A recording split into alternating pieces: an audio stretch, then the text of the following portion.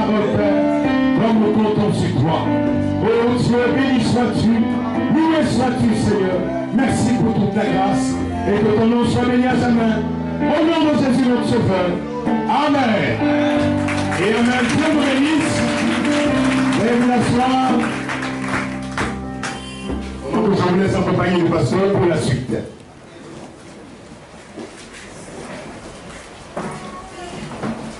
Amen.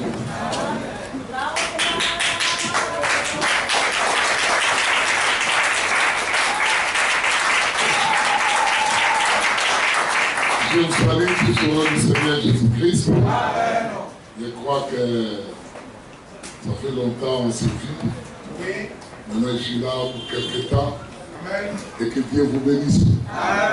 Hier, on n'a pas vu beaucoup de frères et sœurs au mariage là-bas. On a fait espayer au mariage, mais beaucoup n'étaient pas venus. Frère Joseph, on n'avait pas passé l'annonce de comment?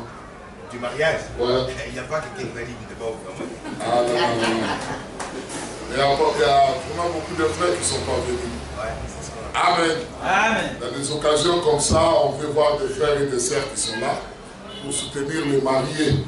Amen. Amen. Les encourager dans une nouvelle vie qu'ils veulent prendre.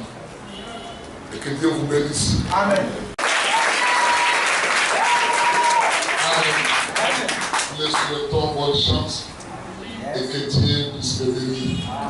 Souvent, moi, les gens m'accusent beaucoup d'attaquer les femmes. À l'Assemblée de Liège, à Bruxelles, j'ai cherché dans la Bible, dans toute la Bible, où la Bible dit que c'est un homme sage qui bâtit la maison. Je n'ai jamais trouvé ça.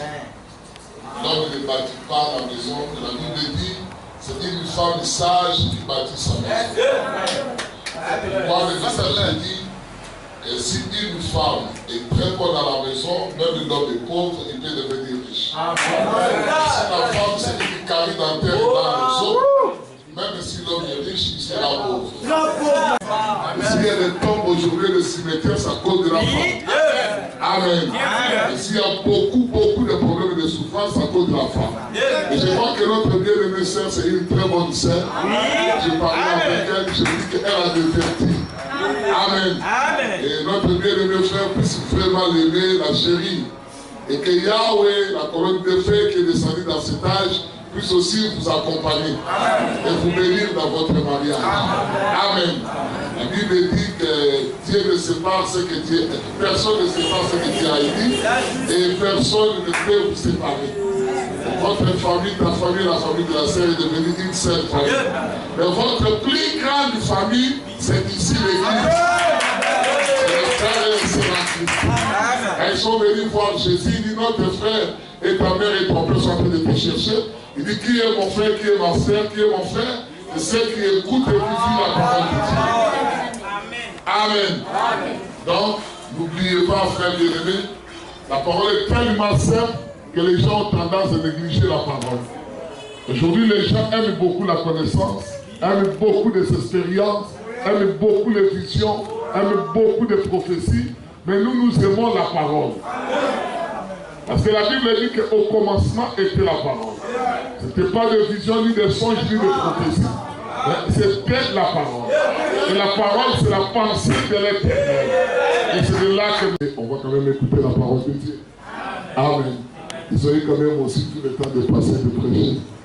Maintenant, il faut qu'on puisse adresser, délivrer un peu le peuple. Ah, vous dormez, frère Johnson, vous avez beaucoup chanté. On va chanter encore mes bien-aimés, frère. Frère Frédéric, il y a une chanson que tu as chantée hier, là, avec la sœur Ange et puis la sœur Maï. Il est où le frère Frédéric? Il veut venir faire chanter. Tu connais la chanson, je t'avais dit ça, non? La chanson, je t'avais dit que la chanson de frère Frédéric chante là, c'est une très bonne chanson. Il faut qu'on puisse chanter ça de nous. On vient essayer de faire la chanson, pour des chansons que je t'avais dit. Voilà. On va laisser un peu l'état de Frédéric. Attends un peu la chanson que tu chantais hier là avec la sœur.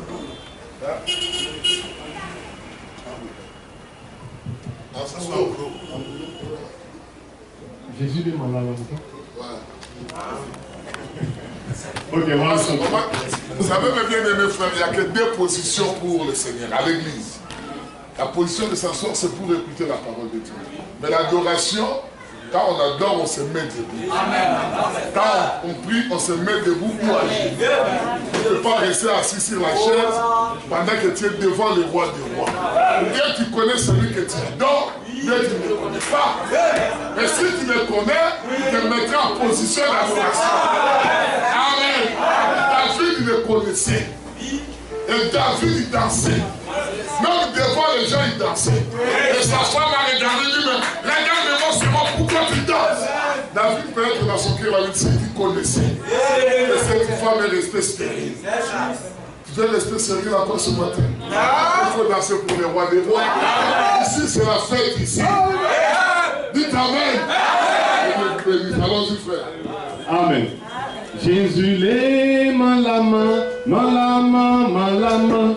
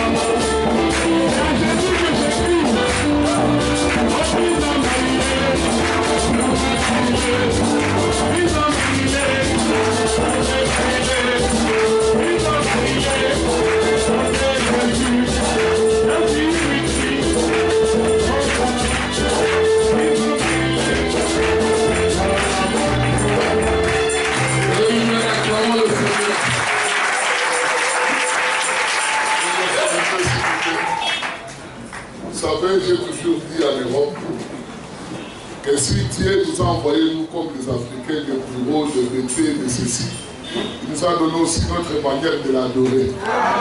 On ne peut pas toujours venir ici. Noé a bien. Ça, c'est eux qui l'ont fait. Et nous devons chanter aussi nos chansons. Dieu aime ça. Amen. On va chanter nos chansons. On n'a pas à avoir honte de nos propres chansons. À condition que cela puisse correspondre à la révélation. Amen. Comme la Bible dit, le frère Branham dit, il faut nous aussi des prédicateurs. Je vais appeler le frère Saint-Louis. Je vais venir quand même aussi dire quelque chose. C'est que Dieu a mis dans son cœur. Vous êtes fatigué? Nous sommes ici jusqu'à 17h.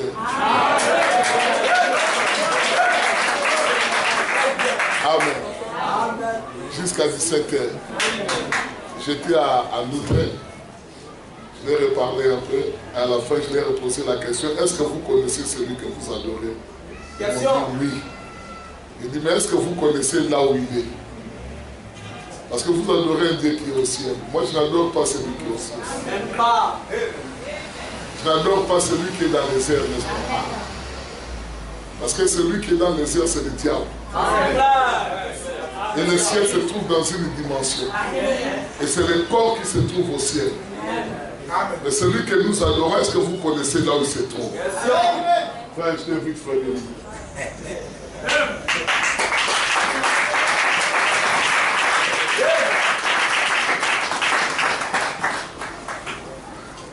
Alléluia.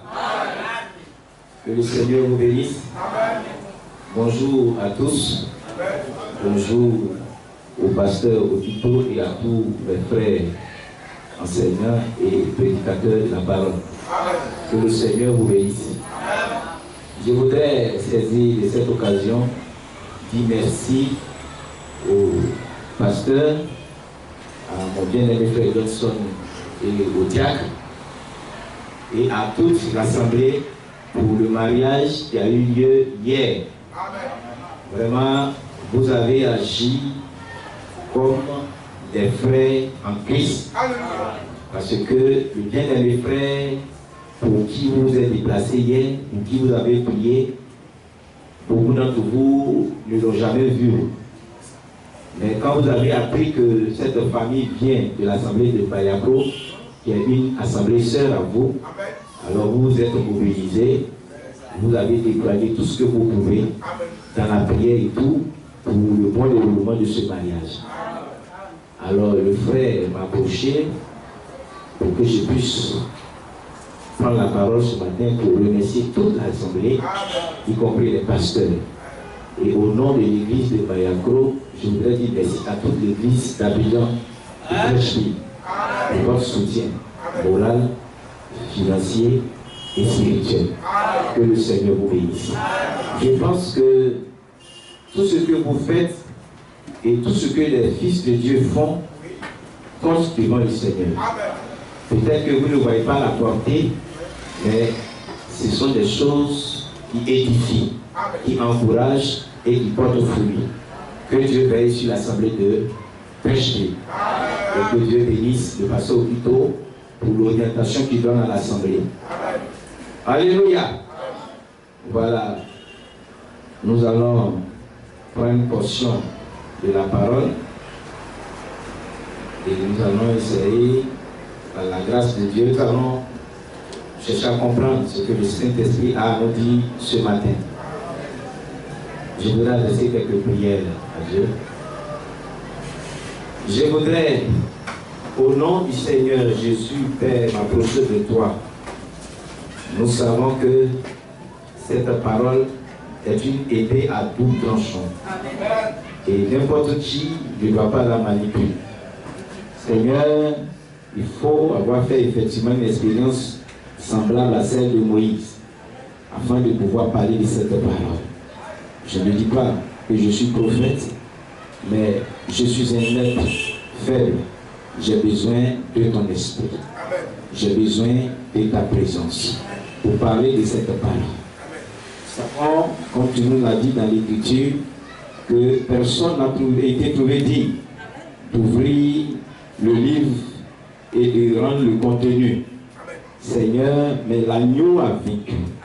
Et c'était l'agneau qui a pris ce livre et qui a révélé les sceaux. Seigneur Dieu Tout-Puissant, je crois que dans ces temps de la fin, tu nous as révélé l'Écriture. Tu nous as donné cet esprit pour comprendre. Et tu nous as chargé de prêcher cette parole exactement comme tu la vois. Que tout vienne par ton esprit me conduire afin que tout ce qui sortira de ma bouche puisse édifier. Seigneur, que ma personne se taise. Car tu as dit que toute parole d'homme soit reconnue pour mensonge. Et que seule la parole du Seigneur soit reconnue pour vrai. Alors parle et édifie. Guéris-nous. Guéris notre esprit froissé. Guéris les cœurs brisés. Délivre-nous de notre nonchalance, de notre négligence, de nos manquements. Et que cette parole produise ses effets en nous. Sois béni au nom de Jésus. Amen.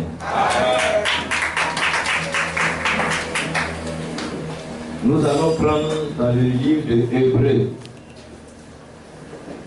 Nous allons lire à partir du chapitre 2, à partir du verset 11, pour descendre jusqu'au verset 18. Hébreux, chapitre 2, à partir du verset 11, pour descendre jusqu'au verset 18. Car celui qui sanctifie et ceux qui sont sanctifiés sont tous issus d'un seul. C'est pourquoi il n'a pas honte de les appeler frères. Lorsqu'il dit, j'annoncerai ton nom à mes frères, je te célébrerai au milieu de l'assemblée, et encore, je me confierai en toi. Et encore, me voici, moi et les enfants que Dieu m'a donnés. Ainsi donc, puisque les enfants participent au sang et à la chair, il y a également participé lui-même, afin que par la mort, il anéantit celui qui a la puissance de la mort, c'est-à-dire le diable, et qu'il délivra tous ceux qui, par crainte de la mort et d'être toute leur vie retenus dans la servitude. Car assurément, ce n'est pas à des anges qu'il vient en aide, mais c'est à la postérité d'Abraham. En conséquence, il a dû être rendu semblable en toutes choses à ses frères, afin qu'il fût un souverain sacrificateur, miséricordieux et fidèle dans le service de Dieu, pour faire l'expiation des péchés du peuple, car ayant été tenté lui-même dans ce qu'il a souffert, il peut secourir ceux qui sont tentés. Amen. Que le Seigneur ajoute toutes ces bénédictions en ces paroles. Alors, veuillez vous asseoir, messieurs, les frères et sœurs. Voilà, nous irons doucement pour que nous puissions comprendre ce que l'Esprit a déposé sur mon cœur ce matin. Voilà, si je devais donner un petit titre à mon enseignement de ce matin, je dirais que Dieu vient au secours de la postérité d'Abraham. Alléluia. Le Seigneur n'est pas venu au secours de n'importe qui. Et ça, comme nous étions tous de l'autre côté dans la dénomination, c'est ce qu'on a cru. Mais en réalité, quand Jésus est venu sur terre, il y a vraiment les 3/4 de la population du monde qui ne savaient même pas que Dieu était sur terre. Et quand il a traversé tout Jérusalem, ce n'est pas tous les malades qu'il a guéris. Ça veut dire qu'il y a un groupe que Dieu est venu sauver. Mais je voudrais commencer pour vous dire que le Seigneur a manifesté un grand amour pour nous. Et l'Église a véritablement droit de le savoir. Pour mesurer combien grand est l'amour que Dieu a manifesté pour nous. Ce n'est pas en vain que les Écritures nous disent que Dieu a tant aimé le monde. Il a donné son unique Fils Jésus-Christ, afin que quiconque croit en lui ne périsse point, mais qui ait la vie éternelle. Alléluia. Frères et sœurs, Dieu nous a connus. Quand nous lisons les premières phrases de ce texte, Dieu nous a connus bien avant la fondation du monde. Parce qu'il a dit que puisque les enfants ont participé à la chair, il est venu aussi participer à la chair comme nous. Donc, nous étions effectivement dans la pensée de Dieu et chacun de nous le sait. Et Dieu nous a manifesté parce que nous sommes ses attributs. Maintenant, Dieu ne peut pas permettre que les enfants fassent quelque chose que lui-même n'a pas fait ou que lui-même ne peut pas faire. Nous partons sur ce principe. Alléluia. Et comme les enfants sont venus dans la chair pour goûter à la souffrance, pour goûter à la tentation, pour que Dieu soit juste, et je dirais plutôt la justice de Dieu ne peut pas lui permettre de rester à l'écart de cette souffrance. Alléluia. Donc il faut que Dieu même vienne pour connaître ce que c'est. C'est pour cela que dans son plan, au commencement, avant même la fondation du monde, Dieu savait qu'il allait venir. C'est pourquoi l'agneau a été immolé bien avant la fondation du monde. Dans la pensée de Dieu, Dieu avait déjà tout acquis. C'est pourquoi ce n'est pas nous-mêmes qui faisons l'œuvre, mais c'est lui qui a tout fait. Alléluia. Et donc, il est dit dans le même livre d'Hébreux que Dieu n'a plus voulu ni holocauste, ni sacrifice. Mais il s'est formé lui-même un corps de chair, pour pouvoir faire ce sacrifice expiatoire. Donc, quand Christ est venu, il est venu pour sauver ses enfants qui sont propres à lui. Ceux qui avaient quelque chose de commun à lui.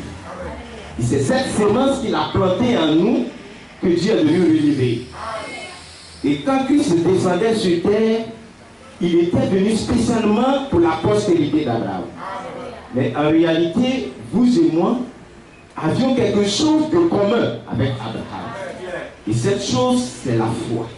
Alléluia. La Bible dit, nous avons été sauvés au moyen de la foi. Et la foi est une grande chose que Dieu aime. Savez-vous ce qui m'a envoyé à ce message? Quand j'ai entendu le message et que je suis allé lire la Bible pour chercher à comprendre. Parce que quand j'étais même dans la dénomination, je posais beaucoup de questions au pasteur. Mais on ne m'a jamais pu me répondre correctement. C'est ici, je suis qui ne pouvait pas. Il ne pouvait même pas. Voyez-vous? Mais Dieu a attiré mon attention sur un verset de la Bible et ça m'a beaucoup aidé. On va lire dans le livre de Jean. Alléluia. Jean, je crois, chapitre 8 et le verset 47. Voilà ce que le verset a dit. Il dit, celui qui est de Dieu écoute la parole de Dieu. Vous n'écoutez pas parce que vous n'êtes pas de Dieu. Et ce verset m'a vraiment touché. Et là, j'ai compris tout de suite que pour pouvoir écouter Dieu, il faut avoir quelque chose de Dieu. Vous voyez, si j'ai un petit chien à la maison, malgré tout le service que le petit chien me rend, je ne peux pas dire que ce chien, il est mon fils. Vous êtes d'accord avec moi? Parce que le chien ne partage rien avec moi. Mais mon enfant qui est à la maison, il est parce que j'ai quelque chose de moi qui est en lui. C'est le sang. Alléluia. Mais nous avons quelque chose en commun. C'est la sémence que Dieu a déposée en nous. Et c'est là que j'ai compris qu'on ne peut pas s'élever comme ça pour dire on va à Dieu. J'appelle mes brebis par leur nom. Elles entendent ma voix et elles me suivent. Elles ne suivront pas une autre personne. Alléluia. Donc, bien avant tout, nous étions des brebis de Dieu. C'est pour cela que le mot racheter a son sens. Racheter, ça veut dire ramener à sa position initiale. Ce qui est perdu, ce qui était perdu. Donc nous étions en Dieu. Et comme je l'ai dit, quand vous lisez la prière, vous écoutez la prière sacerdotale de Christ, il a dit, Père, je fais connaître ton nom à ceux que tu m'as donnés. Ils étaient à toi. Avez-vous fait attention à ça? Ils étaient à toi. En quelle année? Bien avant la fondation de l'homme. Et il fallait que le message soit révélé pour que chacun sache ce qu'il est. Voilà ce qui a poussé Dieu à descendre sur terre. Aucun d'entre nous ne peut laisser son enfant égaré s'il est vraiment le père de cet enfant. Je suis sûr que si tout à l'heure quelqu'un a son enfant ici et que l'enfant veut se brosser sur la route, qu'il y a une voiture qui a freiné sur l'enfant, la personne va sauter sans le savoir. Et si nous les hommes qui sommes si méchants, nous savons faire le bien, à plus forte raison, le Dieu du ciel qui nous a fait. Voilà ce qui a poussé Dieu à descendre sur terre. Voilà pourquoi Dieu était obligé de venir pour nous racheter. C'est pour cela que nous avons été rachetés au prix du sang de Jésus. La Bible dit, quand les enfants ont participé à la chair et au sang, il fallait que lui aussi vienne goûter pour savoir ce que c'est. Parce que Dieu est notre avocat. Vous savez, le rôle que joue l'avocat, il doit être au parfum de tout le dossier. Ce sur quoi on vous accuse pour pouvoir vous défendre. Voilà pourquoi Jean, il a dit, nous avons auprès du Père un avocat. Donc, comment l'avocat peut-il te défendre s'il ne connaît pas ton dossier? Dieu devait venir. Dieu devait venir pour connaître nos souffrances. Donc, il est venu goûter aux souffrances. C'est pourquoi il est dit, comme nous l'avons lu tout à l'heure, il a été tenté en toutes choses comme nous. Ne pensez pas que quand Jésus était sur terre, il n'était pas tenté. Ne pensez pas que non, comme il était Dieu, il ne souffrait pas. S'il n'avait pas souffert, c'est qu'il y a eu tricherie dans ce qu'il a fait. Or, Dieu ne triche jamais. Il était 100% homme et 100% Dieu. Alléluia. Et pourquoi nous croyons et nous soutenons la doctrine qui enseigne que Dieu est unique. Et ce Dieu s'est révélé dans la chair. Car la parole a été faite chair. Et ce Dieu, c'est Jésus-Christ. Le Seigneur Jésus-Christ. Et quand Jésus a marché sur terre, il a été trouvé comme nous. Il avait en lui des hormones. Il a vu des jolies femmes. Il a été tenté, il a eu faim, il a eu soif. Il a souffert.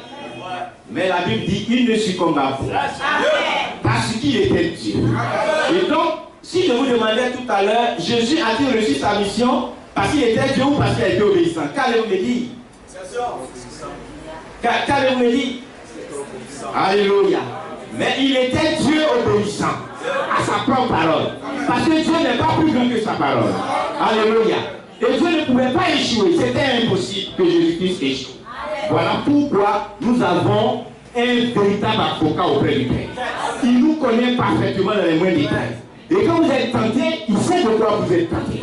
Quand vous souffrez, il sait de quoi vous souffrez. C'est pourquoi avant même que vous ouvrez la bouche, vous dites quoi que ce soit, il sait de quoi vous souffrez. Il a déjà exaucé.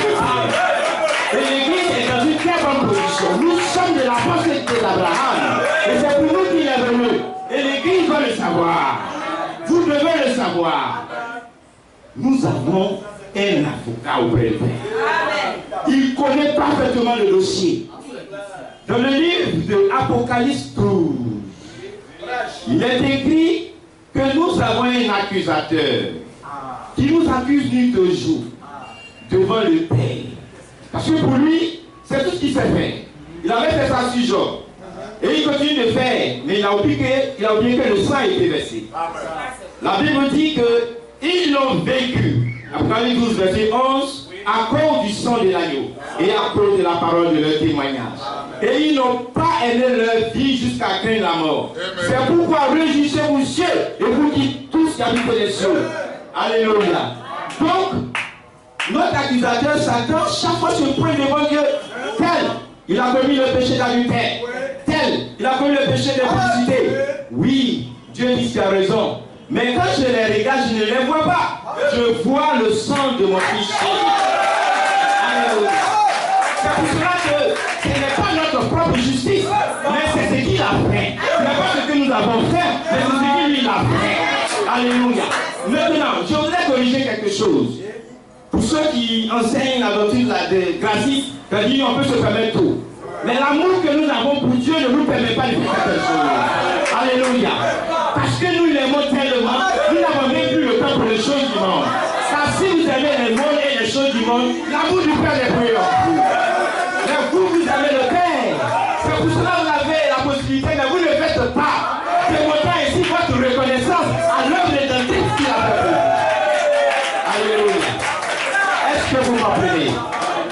La Bible dit qu'il est venu pour vaincre Satan. Il est venu pour vaincre le diable. Et c'est vrai. Alléluia.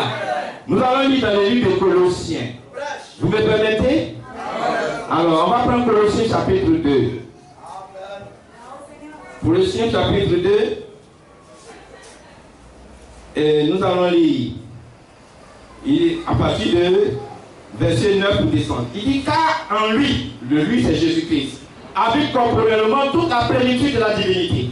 Vous avez tout pleinement en lui, qui est le chef de toute domination et de toute autorité, et qui est en lui, et c'est en lui que vous avez été circoncis d'une circoncision que la main n'a pas faite, mais de la circoncision de Christ, qui consiste dans le dépouillement du corps de la chair. Ayant été ensevelis avec lui par le baptême, vous êtes aussi ressuscités en lui et avec lui par la foi en la puissance de Dieu. Il a ressuscité d'entre les morts. Vous qui étiez morts par vos offenses et par l'incirconcision de votre chair, il vous a rendu à la vie avec lui en nous faisant grâce pour toutes nos offenses. Il a effacé l'acte dont les ordonnances nous condamnaient et qui suffisait contre nous, et il a détruit en le clouant à la croix. Il a dépouillé les dominations et les autorités, les dominations et les autorités, et les a livrées publiquement spectacle en triomphant d'elles par la croix. Alléluia. Voyez-vous l'œuvre qu'il a faite? Et donc, quand le Seigneur est venu dans ce corps de chair, c'était pour assurer notre délivrance totale. Il a cloué la mort. Il a cloué la puissance du diable dans sa chair. Et nous a ressuscité avec lui. Et nous sommes aujourd'hui dans la puissance de sa résurrection. Et si Jésus peut mourir 2 fois, c'est que nous allons mourir. Mais s'il ne peut plus mourir, alors nous ne pouvons plus mourir en Jésus. Parce qu'il n'y a plus de condamnation pour tous ceux qui sont en Jésus. Tous ceux qui sont entrés par le baptême du Saint-Esprit. Vous ne pouvez plus mourir. C'est pour cela que Dieu était obligé de dire à Moïse, regarde, tu ne pourras pas le voir. Parce qu'il fallait, première fois, tu as frappé le rocher par le bâton. Parce que Christ devait être frappé d'abord. Mais la deuxième fois, il faut parler. Parce que la vie vient de la parole. Et Moïse a voulu frapper. Donc notre Père, notre Christ ne peut pas mourir 2 fois. Alléluia. Et c'est une honte pour la dénomination qui est en train de crucifier 2 fois encore Christ. Ils sont en erreur. Parce que notre Christ que nous avons connu de la puissance de résurrection ne peut pas mourir 2 fois. Et si notre évangile est voilé, il est voilé pour ceux qui sont avec Épicéris. Mais le Seigneur nous a révélé dans ces derniers temps. Parce que Dieu a connu que c'est nous qui allons croire à cet évangile, comme je vous ai dit. Parce que dès le commencement, nous étions de Dieu. Car tous ceux qui sont de Dieu écoutent Dieu, et ceux qui ne sont pas de Dieu n'écoutent pas Dieu. Alléluia. Il faut que le Seigneur nous aide. Il est dit encore dans le passage de base que nous avons lu qu'il est devenu souverain sacrificateur. Permettez-moi encore de brosser un peu cela avant de quitter la chair. Dieu nous aime. Et je pense que le Seigneur m'accordera un temps un jour de venir donner cet enseignement sur le rôle du souverain sacrificateur. Vous savez que là-bas, Dieu dans ce tabernacle, quand il montrait à Moïse, c'était fait du lieu saint et du lieu très saint. Il y avait le parvis où on faisait le sacrifice d'Holocauste. Il fallait prendre la sangle de la vache complétée par d'autres éléments pour faire l'eau de séparation. Et on appliquait le sang de la vache, cette rainure sur la porte, qui était un type de cette à l'église, qui devait être sous le sang de Christ, le seul lieu d'adoration. Alléluia. Et je voulais sauter l'étape du lieu saint, mais pour arriver dans le lieu très saint, parce que dans notre passage, il est parlé du souverain sacrificateur. Alors, ce lieu-là, dans l'Ancien Testament, le souverain sacrificateur devait rentrer une seule fois par année. Parce que les fils de Aaron avaient désobéi. Ils ont envoyé dans ce lieu saint le feu étranger, Abihu et Nadab. Et Dieu les a frappés. Depuis ce jour, Dieu expressement a interdit Aaron d'entrer chaque fois. Donc il fallait entrer une seule fois l'année, pour le jour des propitiations. Alléluia. Et ce jour-là, le souverain sacrificateur devait entrer 3 fois, le même jour de propitiation. Une première fois dans le lieu très saint, avec les parfums que représentent nos prières. Quand vous avez reçu la parole qui est descendue du ciel, retourne à Dieu sous forme de prière, des parfums d'une bonne odeur. C'est pour cela que vous devez recevoir la véritable parole de Dieu. Quand vous avez reçu la vraie parole, elle retourne à Dieu. Car la parole ne peut pas retourner à Dieu sans avoir accompli ce devoir. Et alors vous devenez quoi? Des fils des souverains sacrificateurs. Et vos prières montent à Dieu. Donc la première fois, quand il rentrait dans ce lieu très saint, il partait pour les parfums. Alléluia. Parce que dans le lieu très saint, il y avait l'arche, il y a l'autel d'or des parfums. Et il y a beaucoup d'éléments. La prochaine fois, je pourrais rentrer en détail. Alléluia. Mais le souverain sacrificateur rentrait une deuxième fois avec le sang des taureaux pour pouvoir faire l'expiation des sacrificateurs de lui-même. Parce que son sacrifice n'était pas parfait. Parce qu'il était un humain mortel comme nous.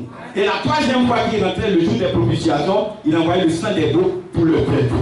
Et la Bible dit dans le sacerdoce royal, c'est-à-dire du Nouveau Testament, on n'a plus besoin de tout ça là. Dieu a formé un corps. Il n'a plus besoin ni holocauste ni sacrifice. Car Jésus représente tout ça là. Et c'est lui qui a porté tous ces sacrifices dans le corps de sa chair. Et Dieu l'a souverainement élevé. Et il est allé s'asseoir à la droite du Père, intercédant pour nous. Parce qu'il est mieux placé pour connaître nos défis. Donc quand vous souffrez devant une tentation, il vous suffit simplement de rentrer dans la pétition, fléchir genoux, Seigneur, je ne peux rien de moi-même. Je suis sous le sang. Descends, viens mon aide. Obligatoirement le Seigneur vous aide. Alléluia. C'est pour cela l'église s'en va à un point très capital. Un point où c'est Christ maintenant qui est manifesté en nous. Où nos œuvres ne sont plus nos propres œuvres, mais c'est l'œuvre rédemptrice que Christ a opéré au travers de nous. Alléluia. C'est pour cela que, bien aimés frères et sœurs, je me réjouis de ce que dans cet âge de la fin, un message est venu. Un message est venu pour nous repositionner, pour nous placer dans la parole. Et aujourd'hui, nous ne voyons pas les effets, mais cette parole aura son effet. Absolument. C'est pour cela que vous allez voir quand les temps seront à la fin et quand Christ, le moment sera venu, vous allez manifester Christ. Car toute la nature attend la révélation et la manifestation des fils de Dieu. Parce que toute la nature souffre. Et nous aussi qui avons reçu les prémices, les arts, la cause, le Saint-Esprit, nous aussi nous souffrons et nous attendons ce jour. C'est le moment de prendre la parole. C'est le moment de prendre la parole. Je vais vous dire un secret pour ceux qui encore sont négligents. Pour ceux qui s'amusent avec cette parole. Il viendra un temps, vous allez courir après cette parole, vous n'aurez plus. C'est le moment, dès après il faut chercher. C'est dès après il faut suffisamment manger. C'est dès après il faut prendre la chair et le sang de Christ. Parce que bientôt ça sera le départ. Il faut devenir un avec la parole. Il faut devenir un avec cette écriture. Alléluia. Voyez-vous comme c'est heureux d'appartenir à l'Assemblée des Saints. comme c'est heureux d'appartenir à ce groupe qui constitue le sacerdoce royal, le peuple acquis par le sang de Jésus. Alléluia. Et je suis convaincu que le Seigneur fera cette grande œuvre à nous. Et le Seigneur nous conduira allègrement, mais sûrement, son église de son assemblée, lui, à cette position élevée. Dans tout ce que Christ a fait, l'église le fera aussi. Si Christ a été élevé, l'église sera élevée. Alléluia. C'est pour cela, je vous exhorte, bien-aimés frères et sœurs, à tomber amoureux de la parole. À tomber amoureux de la parole. J'ai fait l'expérience. Et beaucoup d'entre vous ici ont fait l'expérience. C'est la vérité. C'est la vérité. Quand vous avez reçu cette sémence, quand vous avez reçu cette parole, vous ne pouvez plus rien faire que la parole. Tout ce que vous faites, c'est la parole. C'est pourquoi Jésus a dit, si quelqu'un m'aime, mon Père l'aimera. Mon Père et moi, nous viendrons habiter en lui. Et nous ferons de lui notre demeure. Alléluia. Et en ce moment-là, quand la parole va demeurer en vous, il dit, si vous demeurez dans ma parole et que ma parole demeure en vous, demandez tout ce que vous voulez et cela sera fait. Alléluia. C'est pour cela, c'est le moment. C'est le moment de revendiquer de la main de Satan ce qui nous a fait. C'est le moment de revendiquer en nous tenant dans le sang de Jésus-Christ ce qui nous a fait. Nous pouvons dire à Satan, oh ta main est souillée de-dessus les biens. Oh ta main est souillée de-dessus nos vies. Nous pouvons prendre notre délivrance. Vous avez encore des faiblesses, ce n'est pas difficile. Fléchissez genoux dans le sang de Jésus. Ordonnez à Satan de faire sa main souillée de-dessus nos biens. Tout ce qui est sur cette terre, le Seigneur l'a déjà acquis pour nous. Satan a voulu vendre ce monde moins cher à Jésus. Il a dit à Jésus, voilà, fléchis-toi et moi je te donne. Il a dit, oh, dites là, je n'ai pas encore pressé le sang pour mes enfants. Tu veux m'aider en dehors. Je suis la plénitude de la parole. Tu ne peux pas me faire fléchir. Et Jésus est allé jusqu'à la croix. Voyez-vous? Et Jésus a versé le sang. Et après, il dit, à cause de vous que moi, afin que nous puissions revendiquer. Afin que nous puissions revendiquer. Écoutez bien. Écoutez bien. Nous devons comprendre cette parole.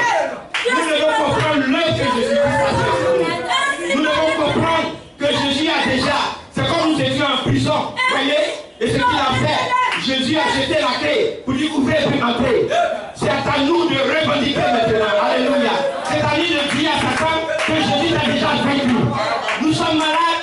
Non. La guérison a déjà été assurée. La guérison est achevée. Alléluia. Alléluia. Je vais vous donner un petit témoignage. Je vais vous donner un petit témoignage.